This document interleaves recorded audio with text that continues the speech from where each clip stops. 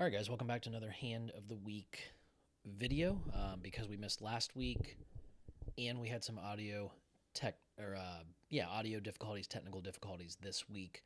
I'm actually going to present two hands that, from my own personal hand history that I've played recently, um, two hands that I actually think I lose both of them. Perhaps not to spoil anything, but the results aren't supposed to really matter all that much in these hand of the week, hand history reviews, if you will. It's about to show you guys how, if you have a good framework in place, you make consistent, logical decisions, you're going to come to good conclusions, you're going to have good results, put yourself in a position to succeed. So let's get into this first hand here. Looks like we get a limper under the gun +1. There is a raise from, I think in my notes I have an unknown hijack player who makes it 20. We both start the hand with 200 bigs deep. I decide to 3-bet with ace-10 suited. Pretty standard stuff. He decides to call. And we're facing now a check on a very static texture. Queen 6-3. We have the backdoor Broadway, backdoor hearts, one over card to the board. And, typically Tony and I talk about how our bread and butter strategies on the static boards these days, for the most part, we would suggest to student subscribers of this platform that we typically go with one size strategy here. We either go pretty large. Now, it is a 3-bet pot, so large doesn't have to be pot or more. Large could be, somewhere maybe around half pot or 2/3 pot, I think is fine. But generally, we want to go a little bit larger, and we kind of start with top of range. I think ace, queen, or better would be good. And then you have some bluffs in there. Could be 5-4 suited. If we were 3-betting, maybe that was, a hand that probably don't have as often. I mean, it is cutoff versus hijack, so if you have a looser opponent and you're deeper, I think that is a hand we could have here. We tend to want to be a little bit more linear with our 3-bet range, but I think 5-4 suited is a hand that we could have. I think ace-3 suited, like ace-3 of spades, ace-3 of hearts, ace-3 of clubs. Those are all decent hands to start bluffing with the 3 blocker. He shouldn't have a ton of pocket threes, but it's still something. It gives us trips and 2 pairs outs, and it's, I think a bluff that will work pretty well in this spot over multiple streets. But anyway, the point is, guys, what are my first thoughts when I get checked to in spots like this? Well, it's ranging our opponent. He opened pre-flop, called a 3-bet. I mean, he has a lot of pocket pairs. I think anything from queens down to pocket 6s or 5s. I think he has a lot of suited Broadway, some ace-queen. Not too much besides that. Maybe there's a couple suited connectors, but it tends to be a lot of suited Broadways, a lot of pairs.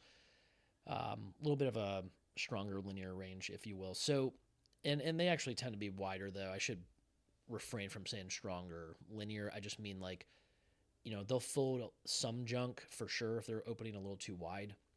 And typically, live low stakes players' mistakes facing 3-bet are to 4-bet not enough, to fold not enough of the time, and to actually call too often. So he does still end up pretty wide in the spot. But yeah, I think with the one bet size strategy, this ace-10 of hearts would clearly fall into our check back range.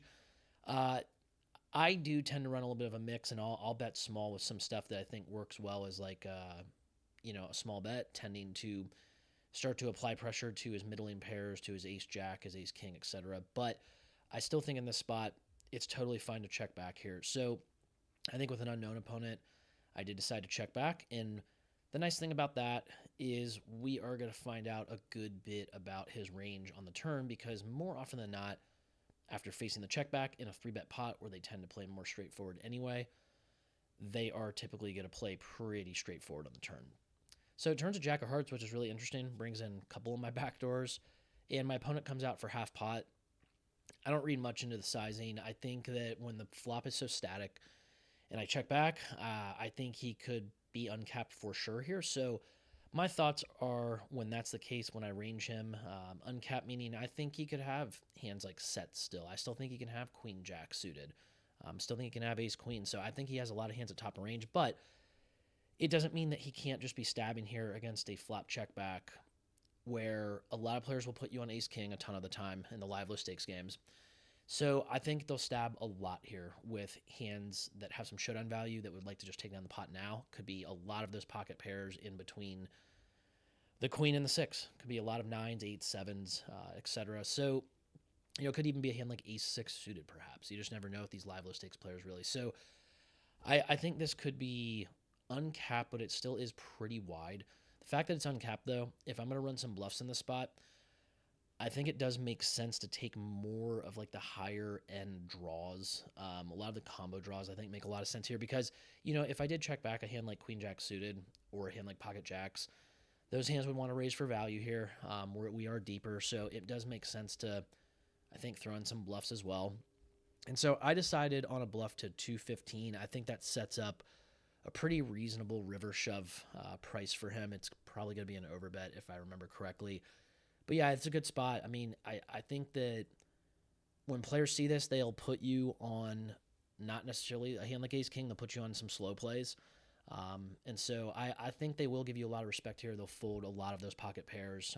I don't think they'll fold top pair better, obviously, but if we think a lot of their range is still essentially comprised of less than top pair, then I think it is a good spot to attack here. And even if they have top pair better, we still have a good situation going to the river. We get them to put in almost another $150 to potentially be blown off for their range on the river, because I don't think with a more dynamic turn coming in like this that they're going to call with queen jack or better often enough. So my opponent does call after some thought, I believe I have in my notes. Yeah, I don't think I would call it a tank, but I said he did think for a little bit. So, I would say this is probably a lot of ace queen, king queen, maybe queen 10 suited. I might give him credit for a hand like mine, but I kind of block those hands. Like the 10 of hearts and the ace of hearts are pretty key cards to have here. So I do think it's a lot of ace queen, a lot of king queen, maybe some queen 10 suited. Rivers and ace of diamonds, you would think that's a pretty good card for me, but given that we arranged him as having a lot of ace queen, king queen, and queen 10, this now becomes kind of an interesting spot. The fact that he doesn't lead here with ace queen tells me that we can maybe remove a couple of those combos. So I arranged him as having a lot of king queen here, a lot of queen 10, and I mean the thing is, like, if I'm gonna get those hands, like if I were bluffing here, I think to get those hands to fold, this is a good card for my range where I don't have to risk everything. I think I could bet something like 250 or 300 and those hands would definitely fold. I might not even need to go that large. So something around maybe half pot. It also saves me from when I do run into ace queen, because he's never folding ace queen, and nor should he. So it's kind of an interesting spot. Can I get value out of king queen or queen 10? I don't know. I think my range looks a little strong at this point. I usually like to go thinner for value in rivers, guys, but I thought this was a spot to actually check back. I did check back, and unfortunately my read was correct, and he did show me ace queen. So kind of an interesting one there in a 2-5 game. Let's go back, and this was in a 1-3 game recently, I believe. So a couple folds. Give you guys the second hand real quick. I make it 15, under the gun +2. The hijack is a much more active player. I would say kind of bad, tilty, aggressive at times. He does decide to call. Small blind is very loose, passive station a lot of the time, if you will. Kind of prototypical 1-3 player. So, yeah, see a flop at 6-4-3. Again, I would say some players might argue that this is more dynamic given that it's a 6 high texture. However, with no suit and the fact that the current nutty hands are likely to remain the nutty hands on turns and rivers, I would consider this actually much more of a static texture. Given that that's the case, I think this actually makes sense to bet quite a bit here. The reason I chose check is that this player, particularly in the hijack, he is, like I said, I would say more bad aggressive at times. He likes to overstab when checked too. I think he's starting to pick up on the fact that I do check my range a lot to him, so he's not starting to stab as much. So I need to make some adjustments and maybe start betting more hands. But this time I decided to check. And the thing is, I think this might actually be a slight mistake, guys, because when we're in a multi-way setting, there aren't going to be as many stabs as there would be heads up. He still has to worry about the small blind, who's uncapped here. And also, I have a player in the small blind that's willing to call pretty light. So I would say this is a mistake. If I could go back, I would like to actually bet in this spot. So I do check, and my opponent does check back. Queen of diamonds on the turn. Small blind checks. So because the hijack did check back, and because the small blind checks, I think this is a pretty clear situation where I have the effective nuts. I don't think the hijack would check back with. I mean, it is a lower SPR. Could he have slow plays? Maybe, but not typically with two players in position. I think everything that's two pairs or better is betting there. He would have three bet me with pocket queen. So again, I think it's a clear spot where you have the best hand. And when I have the best hand on the turn after I've checked, and I think my opponents are capped. When I have value combos, I like to come out just firing big. If I have hands I want to bluff with a lot of the time, I'll come out with more check raises because they tend to just generate more folds. So I decided to go large here.